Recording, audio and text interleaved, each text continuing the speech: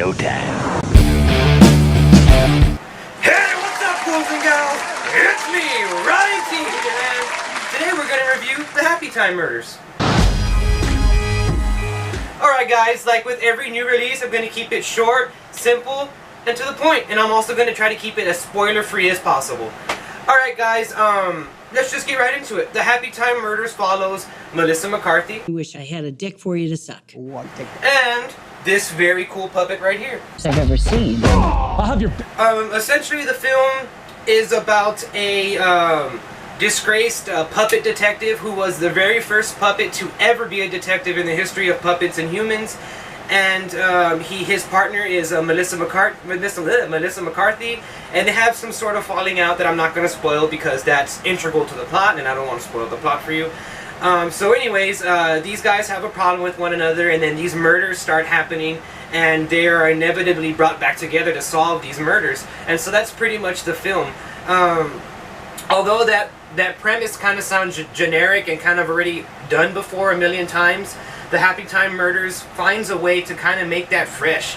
They, of course, have the gimmick of the puppets, but they don't rely on that a lot. Like, I mean, they do rely on it, you know, quite a bit, but there's other things going on in this film aside from puppets being raunchy and saying, like, fuck and shit and doing drugs and shit. Yeah, there's a lot of that, and that is funny. I mean, that is funny and that is cool.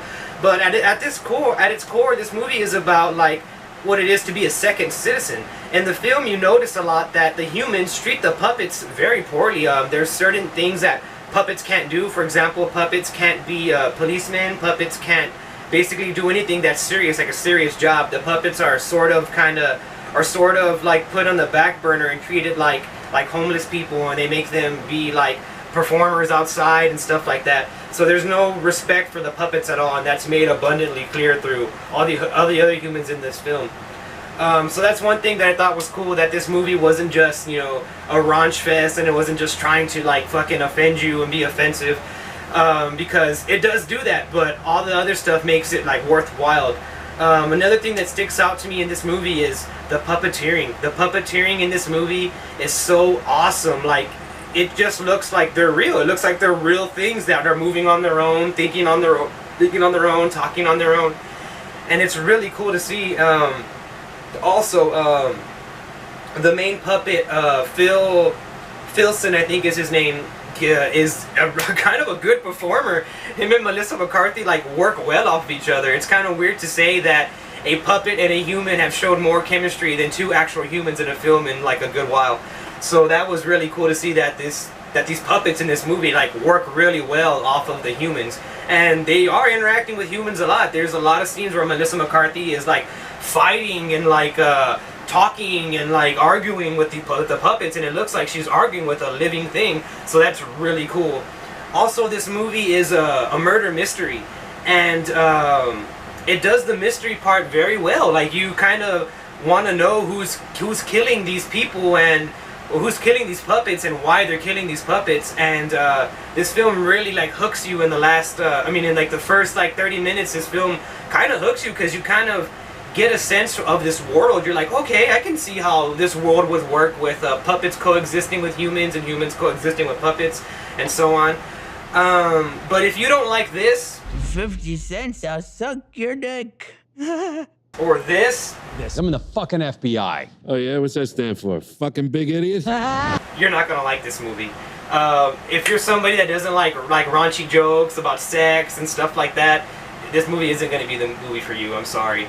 But if you can look past all the raunchy jokes and all of the crazy puppet stuff, this is a good, funny buddy cop murder mystery movie that I would enjoy seeing again. I would enjoy seeing another one of these. I'd be up for seeing the Happy Time Murders Part 2, even though I don't think they'd make a second one because I don't think there's really anywhere to go in this movie other than what's already took place in the film. But I have to say, guys, that this movie, it genuinely surprised me. I was expecting to see kind of like a Team America World Police movie where they're just like saying fuck and shit and being really stupid and gross, and this movie was funny, gross, all those things, but it was an actual good movie, and you can tell that actual effort went into this movie and the people making this movie really cared about it.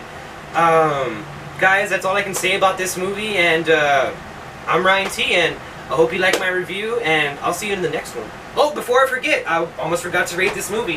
If I have to give this rating a movie, which I do, a rating, if I have to give this, yeah, I said it right the first time, sorry. I'm kind of a little bit excited about this film. I really liked it, as you can tell.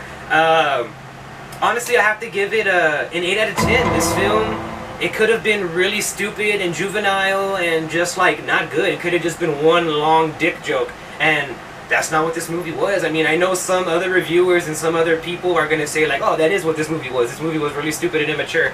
But I don't want to sound pretentious or anything, but you're not looking deep enough into the movie. You just don't get it, do you? You don't. This movie has layers, and they are there, and I think you should watch them, and I think everyone should watch this movie. So there you go, guys. An 8 out of 10. I'll see you in the next one.